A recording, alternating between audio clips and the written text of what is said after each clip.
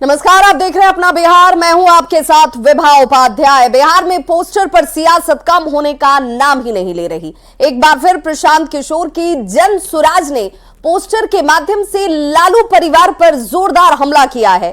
जन सुराज की तरफ से राजधानी पटना में लगाए गए पोस्टर में लालू परिवार पर सवाल खड़े किए गए। 2 अक्टूबर को राजनीतिक पार्टी के तौर पर जन सुराज पार्टी अस्तित्व में आने वाला है।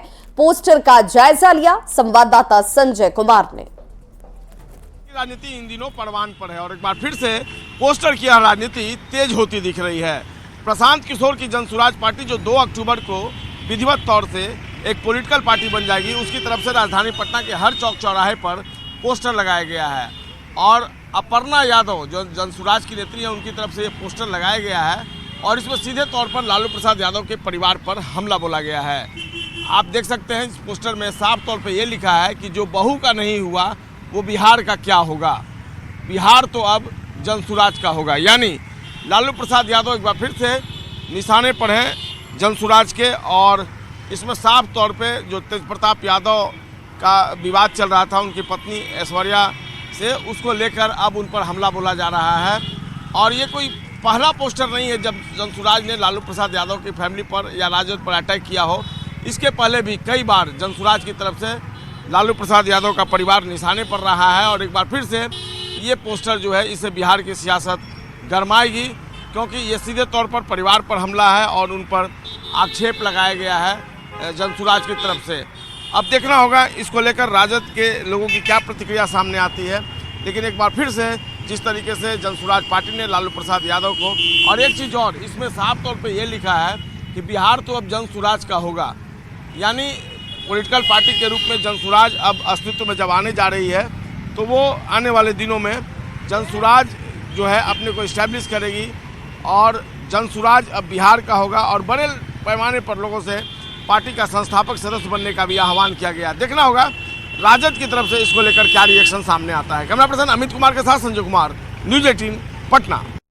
तो पोस्टर पर राजनीति वाली सियासत जो है वो इस वक्त तेज हो चुकी है और इसीलिए व्यक्तिगत तौर पर भी अब हमले किए जा रहे हैं। प्रशांत किशोर की जन सुराज की ओर से लालू प्रसाद के परिवार पर जोरदार हमला किया गया। इस पोस्टर के बाद बिहार की सियासत गर्मा गई है। इस वर्षों में जिस प्रकार से महिलाओं को सम्मान दिया है वह एक मिसाल कायम हुआ है, लेकिन लालू परिवार जिस प्रकार से अपने परिवार के महिलाओं को जिस प्रकार से अपमानजनक व्यवहार किया और समाज में एक नैरेटिव सेट किया, मैं समझता हूं कि यह राजनीति और सामाजिक दिशा में यह राजद परिवार के द्वारा उठाया गया ठीक कदम नहीं था। पटना के सड़कों पर जो पोस्टर लगाया गया है कि लालू परिवार अपने बहू तक को नहीं छोड़ा है, तो कोई गलत उक्ति नहीं है। बिहार की जनता बोलती है कि लालू परिवार का ऐसा कोई सगा नहीं जिसको लालू परिवार ने ठगा नहीं। अपने घर के नौकर चाकर तक के नौकरी के नाम पर जमीन लिखवाने का काम किया। किसी भी राजनीतिक व्यक्ति को राजनीतिक लड़ाई लड़नी चाहिए। किसी परिवार के बहू बेटे बेटी के बारे में इस तरह का पोस्टर लगाना घोर आपत्तिजनक है और ये बताता है कि किस मानसिकता के लोग राजनीति में आ रहे हैं। पहले अपने घरों की चिंता करें, अपने घरों के बहू बेटी की चिंता करनी चाहिए। दूसरों के ऊपर पत्थर फेंकने से पहले अपने घर के दरवाजे खिड़की शीशे के हैं, इसका ख्याल रखना चाहिए। कि प्रशांत किशोर जी भारतीय जनता पार्टी और नरेंद्र मोदी जी के लिए काम कर रहे हैं।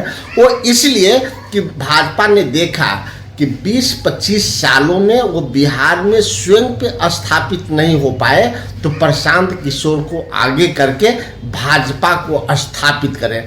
लेकिन प्रशांत किशोर जी न खुद स्थापित हो पाएंगे न भाजपा को स्थापित कर पाएंगे। भारतीय जनता पार्टी ये बुलवा रही है प्रशांत किशोर जी से कि ये सब चीज बिहार की चुनाव में मुद्दा बनाओ। पारिवारिक जिंदगी एक अलग जिंदगी है, राजनीतिक जिंदगी एक अलग जिंदगी है। पारिवारिक जिंदगी के साथ राजनीतिक का कोई तालमेल नहीं हो सकता है। जेडीयू के राष्ट्रीय महासचिव मनीष वर्मा सिवान में जेडीयू कार्यकर्ता समागम में शामिल हुए। सिवान दौरे पर दूसरे दिन उन्होंने पार्टी नेता और कार्यकर्ताओं के साथ बैठक की। इस दौरान उनके निशाने पर विपक्ष और खासकर आरजेडी के नेता रहे। मनीष वर्मा ने बिजली के साथ ही दूसरे मुद्दों पर नेता प्रतिपक्ष तेजस्वी यादव को घेरा। उन्होंने स्मार्ट मीटर के नाम पर लोगों को बरगलाने का आरोप लगाया, साथ ही प्रशांत किशोर पर भी निशाना साधा। उन्होंने दावा किया कि प्रशांत किशोर किसी राजनीतिक दल में नहीं है और एक मुहिम चला रहे हैं। ऐसे ये मीटर में ज्यादा कॉस्ट आ रहा है, ये आ रहा है, जनता को सिर्फ भड़काने का काम करते हैं। कुछ कंस्ट्रक्टिव करने का काम उन्होंने कभी नहीं किया। बिहार को पूरा बर्बाद करने का काम किया है और बिहार में जंगल राज लाने का काम उन्होंने किया है। वो क्या बात करेंगे किसी मुद्दे पे, और मैं क्या उनकी बात करूं? तो रणनीतिकार है। हमारे यहाँ सब जगह पे सभी पार्टियां जो है रणनीतिकार, प्रचार करने वाला, सब पोस्टर बैनर लगाने वाले का सहयोग लेती है, नारा लिखने वाले का सहयोग लेती है, सब पार्टियां लेती है। हम लोगों ने भी पहले लिया है। तो क्या असर क्या पड़ेगा भाई? तो जनता को फैसला लेना है ना। तो मनीष वर्मा ने जैसे ही आरोप लगाया, उसके बाद आरोप प्रत्यारोप का दौर जो है वो शुरू हो गया है। किशनगंज में कोचाधामन के पूर्व विधायक और जेडीयू के जिला अध्यक्ष मुजाहिद आलम को ईमेल पर अब धमकी मिल रही है। उन्होंने 20 अगस्त से अब तक 8 बार धमकी मिलने की बात कही है, जिसमें 3-4 दिन में अंजाम को भुगतने तक की चेतावनी दी गई। ईमेल से मिली धमकी में फेसबुक डिलीट करने और अख्तर उलमान की तरह हाल के जिस तरीके की स्थितियां हैं वैसी धमकी उन्हें दी गई कि अख्तर उल ईमान की तरह हाल कर दिया जाएगा। इसे लेकर मुजाहिद आलम ने एसपी से मिलकर पूरे मामले की जांच करने और दोषियों पर कार्रवाई तक की मांग की। लिखित शिकायत पुलिस अधीक्षक किशनगंज से की गई है कि जिस ईमेल एड्रेस से आया है उसकी जांच करवा कर जो भी दोषी हो कार्रवाई उसमें की जाए। सर किसी तरह का फोन आया हो या नहीं, फोन तो मुझे नहीं आया है, ईमेल के माध्यम से।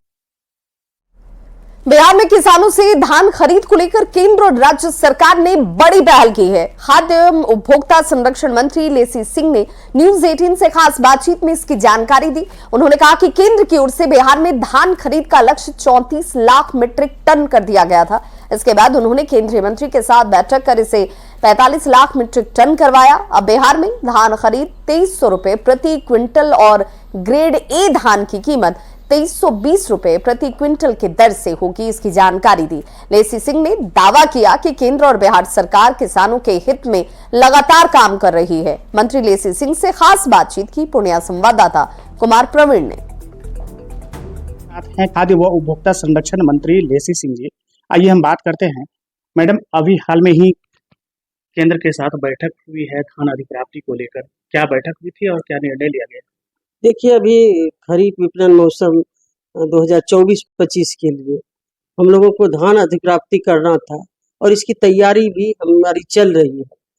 और इसी बीच में जो अधिप्राप्ति से पहले लक्ष्य दिया जाता है, तो केंद्र सरकार की तरफ से फूड विभाग की तरफ से जो 34 लाख हम लोगों का 45 लाख मीट्रिक टन पहले कई वर्षों से हम लोगों को लक्ष्य मिलता रहा है।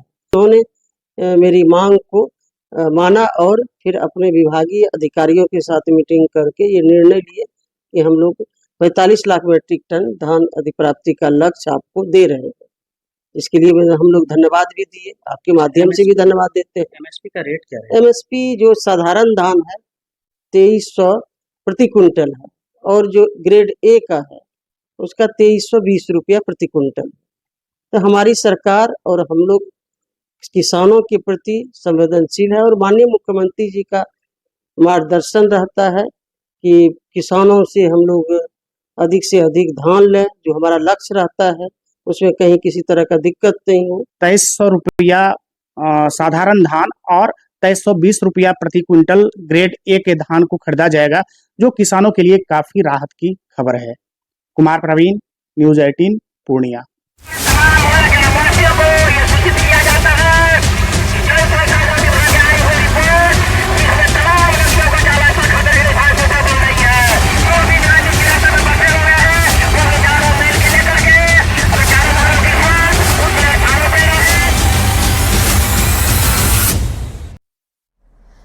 तो तो किशनगंज जिले में कनकई रतवा नदी के जलस्तर में कमी जरूर आई है। इसके बाद बाढ़ का पानी तो घटना शुरू हो गया, लेकिन कटाव जो है वो बेहद तेज गति से इस वक्त हो रहा है। तेज कटाव की वजह से बहादुरगंज प्रखंड में लौचा पंचायत के कौला भट्टी गांव में दर्जनों कच्चे मकान जो हैं वो नदी में समा चुके हैं। सभी कच्चे पक्के मकानों को लोग अब जिनके मकान बच भी गए वो अपने हाथों ही अपने इस आशियाने को तोड़ रहे हैं। घर के सामान को सुरक्षित निकालने का प्रयास किया जा रहा है। लोगों का यह आरोप है कि चुनाव के समय नेता वोट के लिए तो यहां दौड़ जरूर लगाते हैं, लेकिन आपदा की घड़ी में कोई उनकी सुध लेने नहीं आता। घर कट रहा है, कहीं जाने का रास्ता नहीं है, किधर जाए हम, इसलिए घर को तोड़ रहे हैं। और खाने पीने का नहीं है, 4 रोज से हम बैठे हैं यहाँ भूखे प्यासे।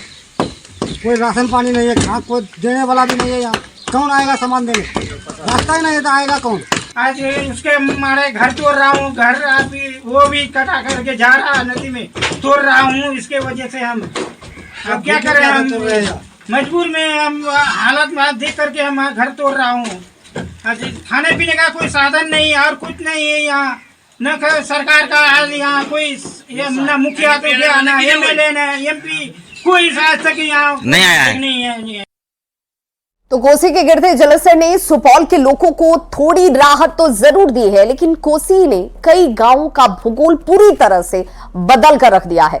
जहां कल तक भरा पूरा गांव हुआ करता था, आज वहां देखिए कैसी नदी की तेज धार बह रही है। लोगों के घर पानी में पत्ते की तरह बह गए। कुछ घर गांव जो है वो गवाही के लिए जरूर आपको इक्का दुक्का कहीं कहीं नजर आ जाएंगे जो खड़े हैं। लोग अपने सामान को लेकर बांध के किनारे घर बनाने की तैयारी में जुट गए हैं। लोग मदद की गुहार लगा रहे हैं, मुआवजे की मांग कर रहे हैं ताकि गांव के लिए जल्द से जल्द रास्ता बन जाए, लोग अपने आशियाने में रहने लगे। जायजा लिया संवाददाता रवि एस नारायण ने। ये जहाँ पे हम लोग खड़े हैं, यहाँ से लेकर के सामने तक ये पूरा का पूरा एक रास्ता हुआ करता था और जिस पर कई घर जो है एक साथ बने हुए थे, लेकिन तमाम घर जो है वो तेज धार में बह गया और तमाम घरों का नामो निशान अब नहीं है, जबकि 1-2 घर अवशेष के रूप में आपको जरूर दिखाई पड़ रहे होंगे। अभी वहां से तेज धार जो है वो बह रही है। इस तरह से पूरा का पूरा गांव का जो अस्तित्व है वो खत्म हुआ। और जो लोग हैं यहाँ पे उनसे बात करते हैं। यहाँ पे कितने घर रहे होंगे लगभग? यहाँ पर लगभग 20-25 घर थे। पूरा ऊंचा हुआ था, ये पूरा ऊंचा था, ये बना हुआ। सारा का सारा घर बह गया, सारा का सारा घर पानी में बह गया। इतना खड़ा पानी था, बहुत ज्यादा खड़ा पानी था। आदमी भी कटाव हो गया है। हाँ, ये पूरा कटाव हो गया। इसमें बहुत आदमी रह रहे थे। पूरा आदमी जो है यहाँ से भागने में मजबूर गए। लगभग जो है 30 फुट गहरा हो गया है। अब यहाँ के लोग जो हैं वो कहाँ पे शरण ले रहे हैं? सिर्फ ये बांध पर शरण ले रहा है, भूखे प्यास है, कोई इसको देखने वाला नहीं है। क्या खाया क्या पिया। टीम को खबर दिया गया, कल से एक भी आदमी जो है DRM की टीम यहाँ नहीं आई है। आगे कटनिया लगा हुआ था, पब्लिक मिल करके वहाँ पर जो है बांधा। वहाँ दुर्गा स्थान के पास जो है पूरी तरह कटो लगा हुआ। हम लोग सरकारी गाड़ी, सरकारी कर्मचारी को उसमें जो है 4-5 तो बह गया, एक बीच में बच गया। पूरी तरह से हाँ मेरा ये पूरा बह गया। जो था वो सब चला गया, रात में चले का। अब ऐसा कुछ नहीं बचा, बस जो बचा है वो थोड़ा बड़ा मोटा जो बचा। यहाँ से जो आप देख पा रहे होंगे कि तमाम जो बांस और बल्लियां जो हैं जो उजड़ गया है उसको ठेले पे लाद करके लोग जो हैं वो ले जा रहे हैं। और इसी बांध के किनारे एक छोटा सा आशियाना बना करके ये लोग रहेंगे और इंतजार करेंगे कि पानी जब तक कम हो और एक बार फिर से फिर घर यहीं पे बनेगा जब पानी कम होगा। तो अभी तो मुश्किल लग रहा है, जितना पानी है नहीं हो पाएगा। यहाँ अभी घर कैसे बन पाएगा? अभी घर नहीं बन पाएगा। 30 फुट गहरा हो गया, 20 फुट गहरा हो गया, समुद्र हो गया एक तरह से। यहाँ पर कैसे घर बनेगा? अब सरकार इसको पानी घटने के बाद सरकार जो करे इसका हालात। लोग जो हैं वो विस्थापित होकर के बांध के किनारे शरण लेने को तैयार हैं और लोग इस बात का इंतजार कर रहे हैं कि सरकार की तरफ से उन्हें कोई मदद मिले। कैमरा पर्सन सुबोध के साथ रवि एस नारायण, न्यूज़ 18 सुपौल। तो गांव के गांव उजड़ चुके हैं। बिहार में बाढ़ की स्थिति को लेकर आपदा मंत्री संतोष सुमन ने कहा कि सरकार की ओर से लोगों तक राहत और बचाव का कार्य जो है वो किया जा रहा है, उन तक मदद पहुंचाई जा रही है। चाहे बात गंगा की हो, गंडक की हो या कोसी नदी की। पानी आने से कई जिले बाढ़ से प्रभावित जरूर हुए हैं। लोगों तक राहत पहुंचाने के लिए एनडीआरएफ और एसडीआरएफ की टीमें लगी हुई हैं। बाढ़ प्रभावित हर जिले में राहत शिविर लगाई गई है। लोगों के खाने और रहने का इंतजाम किया गया है। उन्होंने यहां तक कहा कि कई जगह पर तटबंध टूटने की खबर है, लेकिन बाढ़ से मौत की कोई सूचना नहीं है। आपदा मंत्री ने दावा किया कि लोगों तक राहत पहुंचाई जा रही है। बिहार के कई जिलों में भीषण बाढ़ की स्थिति बनी हुई है। हमारे साथ इस वक्त आपदा मंत्री संतोष सुमन है। संतोष जी, क्या स्थिति है? आप लोगों ने सरकार की तरफ से अभी तक जो तैयारियां की हैं, लगता है उससे लोगों को राहत मिल पा रही है? देखिए, निश्चित तौर पर बिहार के लिए बहुत ही बुरी खबर है। जिस तरह से बाढ़ है, कोसी का नेपाल से पानी आना, गंगा का जलस्तर बढ़ना, अभी हमारे 16 जिला जो है कि गंगा से प्रभावित है, 13 जिला नेपाल से जो पानी आया है, ये हम लोग के लिए एक चुनौती भरा समय है और हम सब पूरी सरकार लगी हुई है। माननीय मुख्यमंत्री जी भी पूरी तरह से मॉनिटरिंग कर रहे हैं। हम लोग के पूरा आपदा की जितनी टीम है, हमारे एससीएस हैं, सब अभी देखिए दरभंगा में है। हम भी अभी मुजफ्फरपुर सामने मेरा जाने का प्लान है, उसके बाद दरभंगा भी कल देखेंगे। तो हम समझते हैं कि सरकार की तरफ से तैयारी है। एनडीआरएफ एसडीआरएफ की टीम लगी हुई है। हमको एम्बुलेंस जो होता है, बोट एम्बुलेंस होता है, वो लगाए हुए हैं और जितने भी पॉलीथीन सीट दिया जाता है, फूड पैकेट दिया जाता है, राहत शिविर है, ये सारी बातें चल रही। कम्युनिटी किचन की बात होती है, चल रही है। सारे डीएम मॉनिटरिंग कर रहे हैं, सब लोग अलर्ट हैं। तो सरकार की तरफ से जितना हो सकता है सरकार कर रही है और हम लोग पूरी तरह से मुस्तैद हैं। कुछ मौत की भी खबर है, क्या कुछ सूचना आप लोग के पास आई है?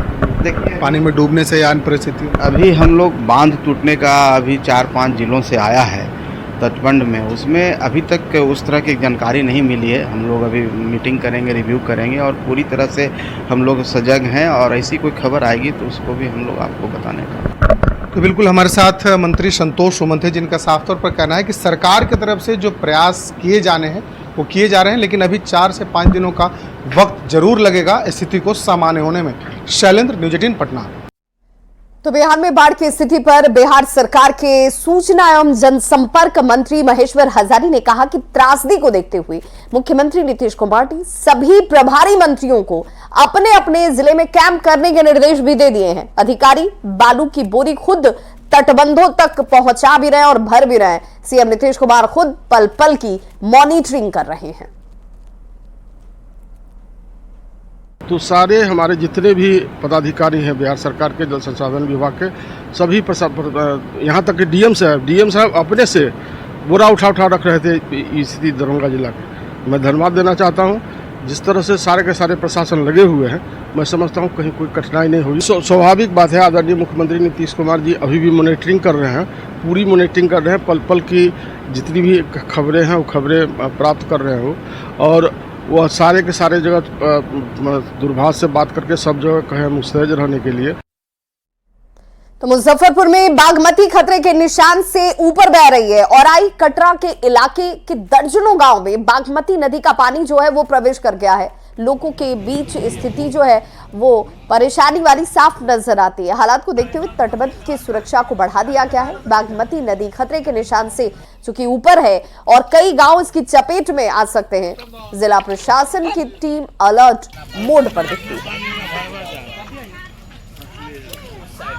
पंचायत में कुछ जगहों पे पानी का विस्तार अभी हुआ है, लेकिन जैसी सूचना है कि पानी घट भी रहा है बैक साइड में, तो जो भी वहाँ पर जरूरी बंदोबस्त किया जाना उसके लिए आवश्यक निर्देश प्रखंड विकास पदाधिकारी और अंचल अधिकारी को दिया गया है। आपदा प्रबंधन विभाग का एक एसओपी है, स्टैंडर्ड ऑपरेटिंग प्रोसीजर है, उसके तहत सारी प्रावधान बिल्कुल स्पष्ट है, उसी के तहत कार्रवाई हम लोग करेंगे।